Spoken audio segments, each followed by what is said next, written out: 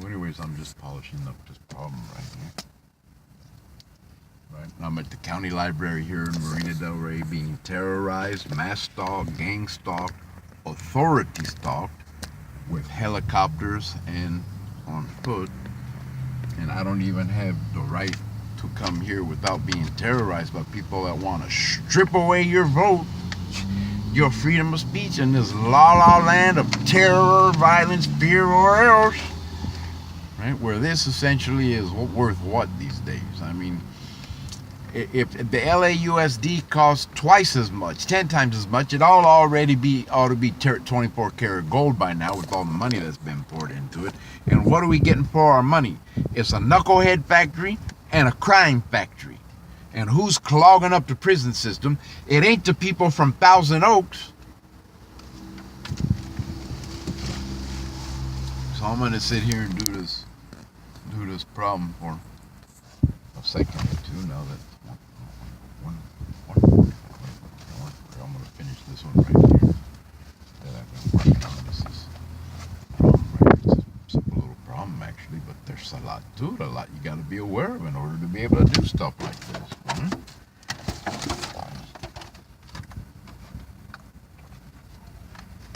Alright, so go ahead and finish these, and I got my favorite calculator right there, so I'm gonna go ahead and just write this out right here like such and so.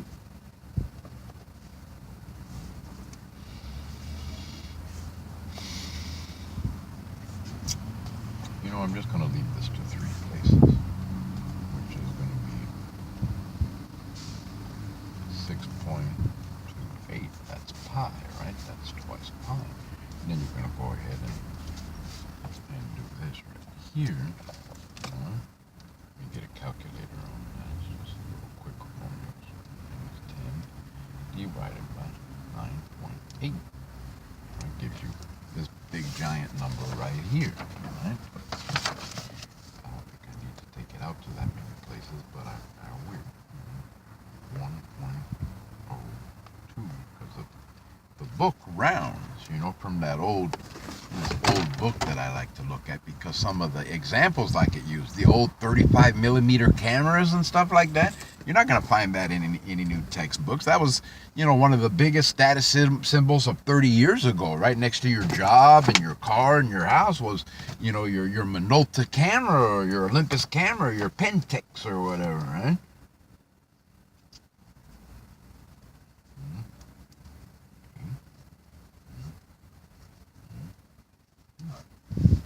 So you take the square root of that, right? T equals, you got to take square root of that. 6.28 times, I gotta type it over, rip that out, the square root of 1.0204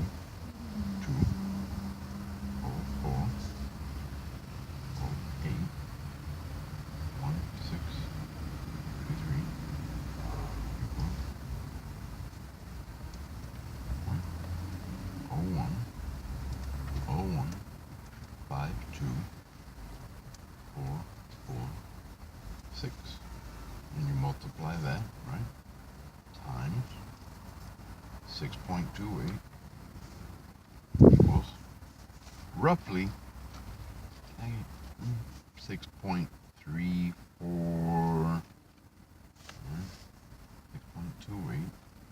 times 1, roughly 6.34 seconds according to this one. I wonder if I would have multiplied it by 6.282,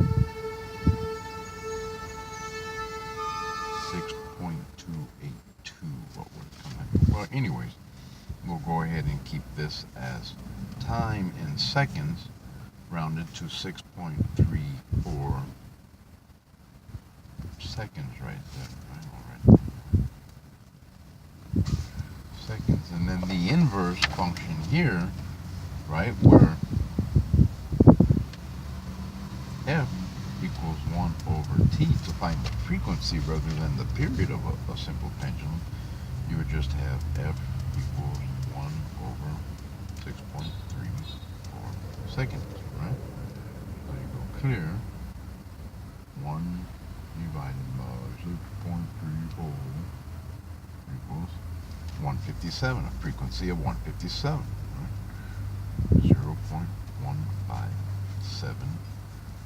0.15772870066 hertz, right? And then you're going to go ahead and finish for.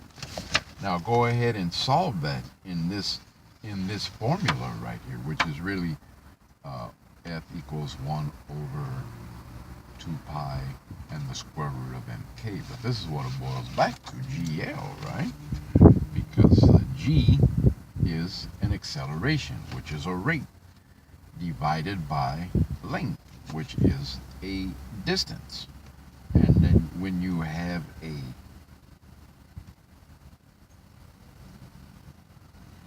rate,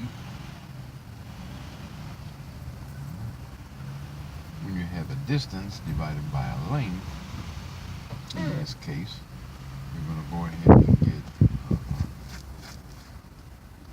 when you have a rate divided by a distance, that's going to be the inverse of a distance divided by a rate, and the square root of that setup like this would be time, right? Because time is distance divided by rate, which you can see over here is this, right?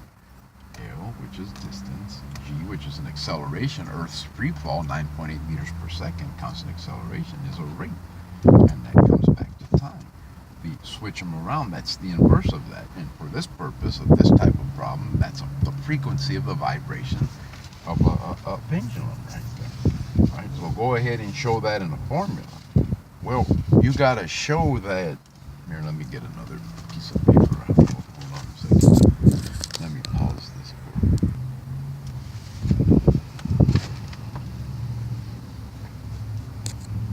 And have a good day. So once again, to review, this is it. This is just a simple problem right here. Basic as it gets for the period of a pendulum that from its equilibrium position sweeps out to its maximum sweep out point and back down to its equilibrium. That one part, that's the period of a pendulum right there. And then what you do with it after that is depending on what you do. So that's all that works out. That's all there is. But then you can just start, writing relationships left and right with this stuff. I got a boogie in a second, but I'll show you real quick. Like if you have, you can just, play these games right here until the cows come home, because that's what you enjoy doing, like with, stuff like this at this guy's program here in acoustics that I found on the internet. And don't cost me anything. I don't have any degrees. It's a wonder I'm not serving up French fries right now. Would you like for a mere 25 cents more, sir? Don't you know you can supersize that to premature stroke, heart attack? I'm one to talk. It's one thing when you stay at home, out in public, dealing with the company's clients all day long. You gotta look a little bit better. You gotta at least have a shirt and tie on, not a suit, right? And you're hanging out, hey, let's have barbecue or something like that. You're looking at your watch. Well, kind of get you hanging out here right now and have good customer relations. Like if you got some time. But at the same time, you still got to go to all them places during the course of the day. And you got to try to do that part of it too, right? So what the hell? Oh yeah, you get into relationships here, like distance equals rate times time. Well, that's commutative right there. So rate times time times rate. There's no difference there until you say divide differently. For example, hey, what are you doing? Falling down there.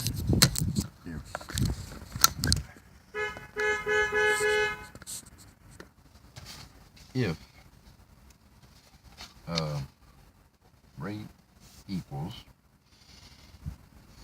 distance over time, right? It's going to give you so many miles per hour, right? Like if your rate is 30 miles an hour and your time is 2 hours, then you go ahead and multiply that, and that's the distance or the length that you drove. And then this one could be also referred to as rate that they use here would be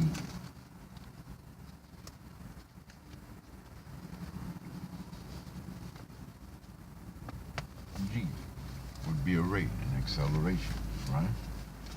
And that would equal the length, and of course that's time right there, right? And we know that can also be written in a certain type of format for checking formulas and stuff like that, like such and so length and -2, and because it's a -2 like that, you understand that it's an acceleration expression or formula or whatever, right? So you can write it that way, whereas this one can be written distance, once again, that's a length, equals rate is, G, once again, is an acceleration times time, right? So it can look like that. And then from here, you're going to have time equals distance over rate. Or you can put it that time equals, once again, or did I get it backwards?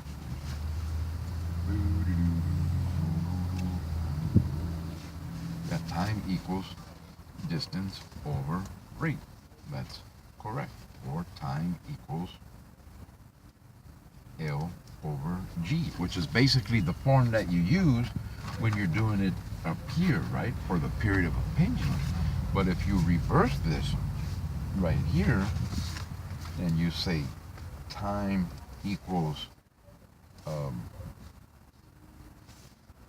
R over D, then are you not saying that time equals G over L, which in essence is not the same thing as frequency? Over the square root, you could say, you could put it as GL, because that's what it always boils down to for this type of stuff, right? Or you can put it in its original format of M over K. And then you're going to have to rewrite that to look like this, if you write out the whole formula, and it can just get very sprawling and whatnot, that you can write out M equals mg divided by L. Like I've already shown you, just cancel that and it comes right back to the square root of GL. And we've seen that GL is a rate, a velocity, and that gives you the inverse of time, or the frequency in this case, right? Whereas if you take the distance, like if you went 60 miles, and your rate for a velocity, constant velocity, for example, was about 30 miles an hour, then you know your overall miles per hour is going to be, your time is going to be about, 2 miles an hour or something like that, right? That would be right? So that's how that works for a velocity. If you had something squared, you may need to take the square root of something.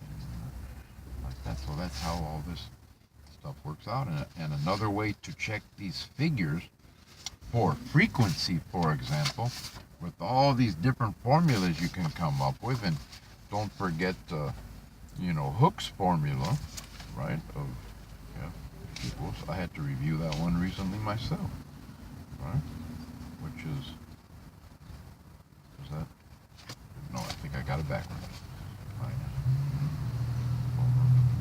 X, right? Whereas K is K for constant force, this right here right here, but X is the displacement. Again, that's another way of saying distance, rate, time, lane. It's all boils down to this right here, and all the different ways that you can, all the connections that you can make and stuff.